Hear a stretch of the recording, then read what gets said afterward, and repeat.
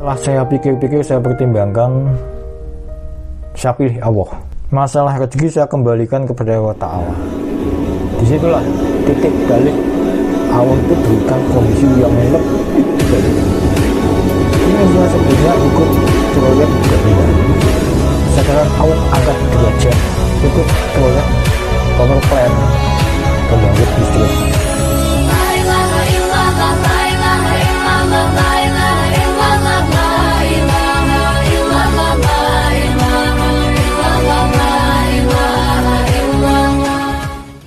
Saya dianggap mampu karena saya terus terang awam.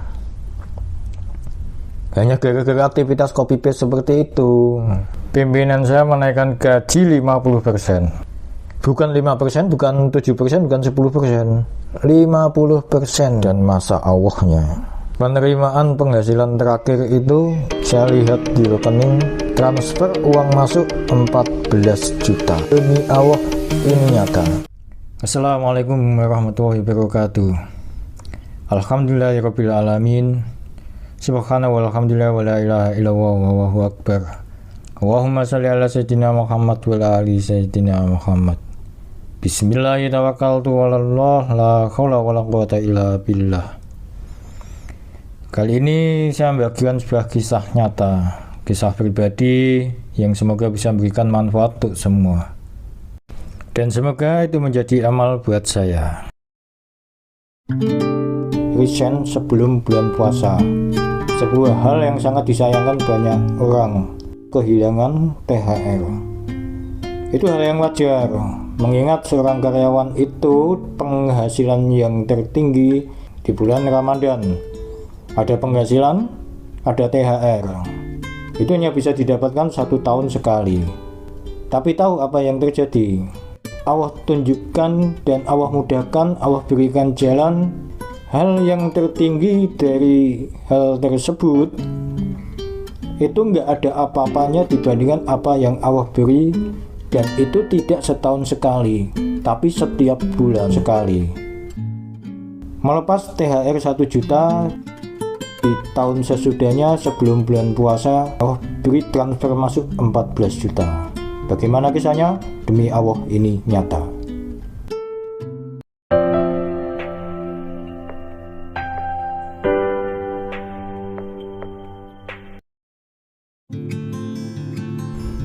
Di tahun 2015, di tahun ketiga usia pernikahan, dalam kondisi berproses dalam menjalani sebuah rumah tangga yang benar-benar dari nol, benar-benar dari pengangguran. Namun di tahun ketiga itu punya usaha antar surat jalan ke beberapa dealer mobil. Kondisi saat itu di 2015 itu berhenti untuk sementara waktu. Karena berhenti itu praktis tidak ada pemasukan. Kebetulan dari bekas bos saya, di kemudian waktu bos saya juga ingin kembali sebagai kontraktor langganan. Dia ngajak saya, intinya ngajak kembali. Saya mau kembali dengan status saya bukan sebagai karyawan. Saya minta dihitung harian dan diberikan kesempatan untuk berkembang dengan sistem borong. Jadi kalau misalnya nggak ada pekerjaan, nggak usah bayar saya. Kenapa? Saya sendiri juga nggak memungkiri saya harus berkembang secara finansial. Oke. Yang penting ini jalan dulu. Di kemudian waktu, selama proses berjalan itu dapat di Tegal. Di Tegal itu dapat pembuatan ATM berapa titik, saya lupa, 8 titik atau berapa. Nah, akhirnya dibahas karena SPK sudah mulai turun, sudah mulai persiapan pekerjaan. Dibahaslah dari kesepakatan yang saya ajukan, yang bahas dari pimpinan itu sendiri. Ini mau diborong berapa 1 titik. Ini teman saya, dia siap 4 juta, bahkan ini loh 3,5 juta loh, dia berani. Saat itu juga langsung saya putuskan, kasihkan ke teman sampean saja.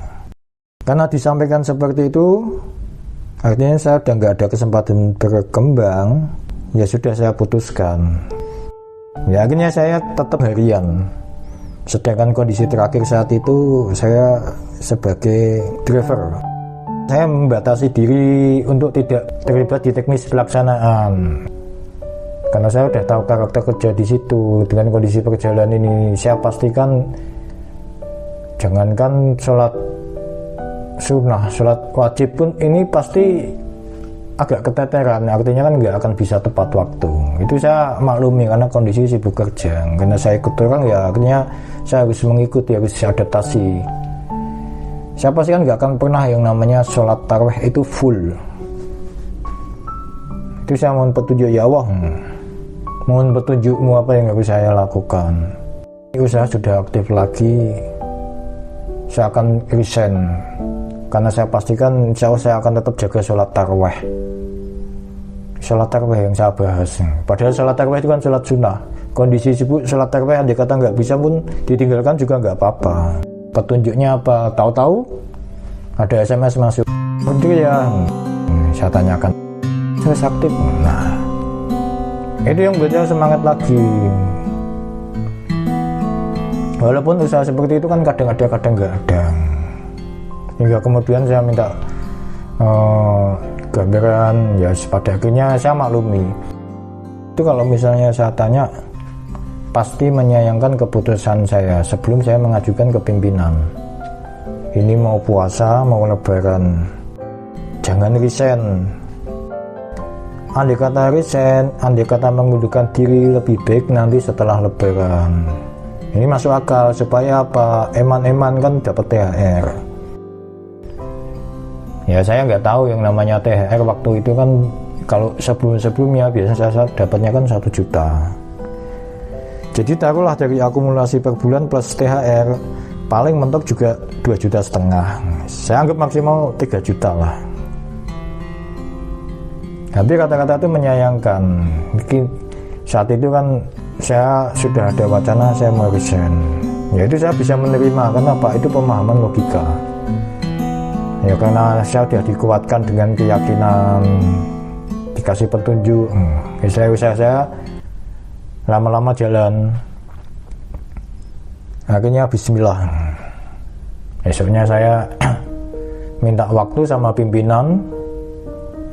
Ada admin pelaksananya, termasuk ada mandornya juga. Saya kumpulkan bersama. Ini ada 2 pilihan. Proyek atau Allah. Kalau proyek, saya bisa pastikan saya dapat penghasilan per minggu, itu pasti. Setiap minggu saya pasti pegang uang, itu pasti. Tapi sebentar lagi bulan puasa, saya yakin ibadah saya nggak akan pasti. Karena apa? Taruhannya pasti saya keteteran. Atau saya milih Allah. Saya ada usaha sampingan, tapi hasilnya itu tidak pasti. Kadang banyak, kadang sedikit, kadang malah nggak dapat apa-apa. Tapi ibadah saya pasti. Kenapa? Saya menguasai waktu. Kalau proyek, saya yang dikuasai waktu. Jadi pilihannya milih proyek hasil pasti tapi ibadah tidak pasti, atau milih Allah, hasil tidak pasti tapi ibadah pasti. Setelah saya pikir-pikir, saya pertimbangkan, saya pilih Allah. Masalah rezeki saya kembalikan kepada Allah Ta'ala. Jadi saya akan menghabiskan kerja saya sampai minggu ini saja. Minggu depan saya mengajukan resign. Ya, mereka ada yang sedikit kecewa juga. Begitu udah dapat proyek yang pertama, malah saya mengundurkan diri. Tapi saya mengikuti kata hati, bismillahirrahmanirrahim ta'ala. Akhirnya saya resign. Hampir rata-rata pada mengatakan seman-eman poso, mau lebaran kok malah keluar dari perusahaan. Selama bulan Ramadan itu, sekalipun saya tidak pernah meninggalkan sholat tarawih. Alhamdulillah, saya jaga. Kondisinya pulang dalam perjalanan, saya akan mampir entah di masjid dan musola, saya jamaah. Habis lebaran otomatis penjualan unit dealer-dealer kan menurun, itu juga pengaruh ke saya juga kan. Nah, di situ saya menganggur kembali. Artinya nggak ada pemasukan. Ya, saya juga nggak memungkiri atau nggak munafik juga. Wah, dulu kalau di proyek setiap minggu saya pasti pegang uang. Ya dari gajian itu kan, gajian per minggu. Dari itu cukup lama juga. Hingga kemudian waktu saya jenuh. Saya munajat. Ya Allah, tunjukkan padaku kalau ada pekerjaan yang lebih baik dari apa yang saya lakukan di sini. Jadi dalam hati itu aktivitas saya itu saya jadikan proposal. Istilahnya engkau yang mau tahu, saya kirim ke sana, kirim ke sini. Itu tidak dalam kapasitas dinilai orang, tapi saya nikmati, saya syukuri. Engkau yang mau tahu ya Rob, apa yang saya lakukan, apa yang terjadi sesudahnya. Besok paginya, tahu-tahu saya ditelepon teman sekolah. Udah cukup lama nggak berhubungan. Demi Allah, ini kisah nyata. Teman dekat. Cuman memang saya pasif kalau untuk komunikasi. Lebih cenderungnya saya itu dihubungi. Ditelepon tanya kabar saya. Singkat kata, karena dia tahu kalau saya sudah nggak terikat dengan perusahaan, saya ditawari bekerja, tapi tidak di Jawa, di Sumatera. Saat itu kan saya mikir, karena saya nggak pernah yang namanya luar Jawa.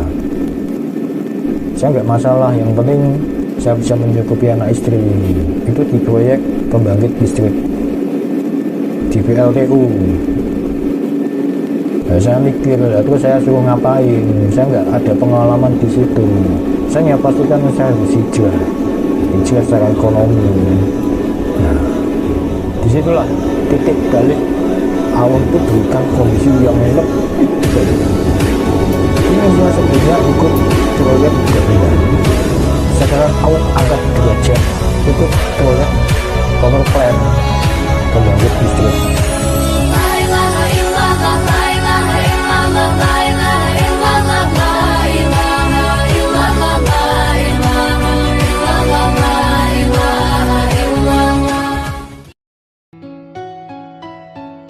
Sebelum kerja itu sudah disampaikan, gaji kamu 5 juta. Itu bersih, makan sudah ditanggung, penginapan sudah ditanggung, bahkan cuci baju atau laundry itu juga ditanggung. Tidak ada pengeluaran macam-macam. Misalnya saya juga nggak neko-neko, saya tidak merokok, tidak suka dugem, tidak suka keluar rumah. 5 juta bersih, Masya Allah. 5 juta untuk sebuah perusahaan di power plant itu kecil, tapi bagi saya itu besar. Kenapa? Saya nggak ada pengalaman pembangkit listrik, apalagi saya nggak tahu apa yang harus saya lakukan. Tiap bulan itu saya nerima THR 5 juta, itu kan udah berapa kali lipat dibandingkan saya bertahan di perusahaan sebelumnya. Kebetulan pada teman yang mau cuti, saya diajari rutinitas aktivitas yang harus dikerjakan. Ya, minimal saya harus bisa copy paste lah. Jadi hanya gara-gara copy paste aktivitas harian, ini cek ini, cek ini, cek ini, saya dianggap mampu. Karena saya terus terang awam. Hanya gara-gara aktivitas copy paste seperti itu, pimpinan saya menaikkan gaji 50%. Bukan 5%, bukan 7%, bukan 10%. 50%. Saya masih ingat saat itu. Dari 5 juta naik jadi 7,5 juta. Demi Allah. Perusahaan apa yang bisa menaikkan 50%? Dan itu masa kerja belum ada 1 tahun. Saya lupa, itu sekitar 4 atau 5 bulan. Dinaikkan 50%. Itu hal yang di luar ekspektasi saya. Nah, kurang lebih kalau nggak salah itu sekitar 8 bulan. Kita semua di situ.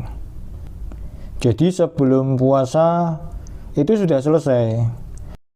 Momentumnya hampir sama. Jadi di pekerjaan sebelumnya yang dulu proyek pekerjaan bangunan, saya resign sebelum bulan puasa. Di pekerjaan yang Allah berikan itu selesai sebelum bulan puasa.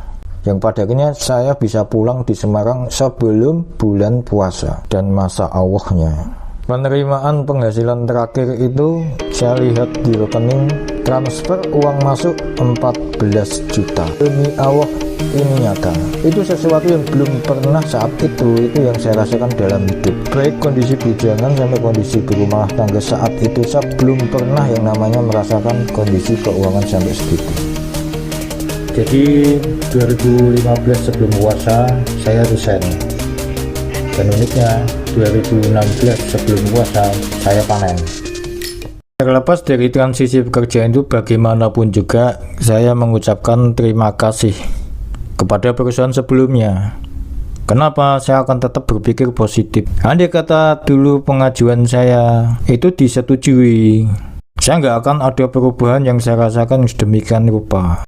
Tahun 2016, pimpinan itu sudah punya bendera. Jadi sebuah proses itu sendiri yang bersamaan dengan aktivitas yang berjalan di Sumatera. Jadi dia sebagai pemimpin perusahaan juga. Dia yang mengajak saya untuk bergabung, diberikan kesempatan untuk berkembang. Dan hal yang saya syukuri adalah entah teman, entah pimpinan, bahkan teman-teman yang ada di sekitar saya itu bisa menerima kekurangan saya. Hal-hal yang berhubungan dengan teknikal itu saya nggak paham. Dan uniknya, entah teman, entah pimpinan, itu mengajak saya itu tanpa persyaratan. Karena terus terang saya tidak mengajukan atau membuat surat lamaran. Saya tidak memiliki kemampuan kapasitas hal-hal yang berhubungan dengan teknikal yang benar-benar itu mulai dari nol. Jadi hasil itu bagian dari proses. Yang terpenting itu adalah proses itu sendiri. Di saat proses itu dimulai dengan pertimbangan akal dan logika, itu tidak menutup kemungkinan hasilnya juga berdasarkan akal dan logika. Tapi kalau proses itu melibatkan Allah Subhanahu wa Ta'ala, hasilnya biasanya itu tidak disangka-sangka dan tidak diduga-duga. Itu yang membedakan. Kenapa? Hasil itu juga menjadi bagian dari rezeki. Sedangkan rezeki itu nggak akan kita ketahui, karena itu 100% 1000% kewenangan dari Allah Subhanahu wa Ta'ala. Setiap orang punya cerita dan kisah hidupnya masing-masing. Apa yang saya alami itu untuk sebagian orang ini sebenarnya B. Bisa jadi itu jadi kisah yang C, bahkan D, mungkin E. Tapi bagi saya, apa yang saya alami itu tetap A. Kenapa? Karena A itu Allah.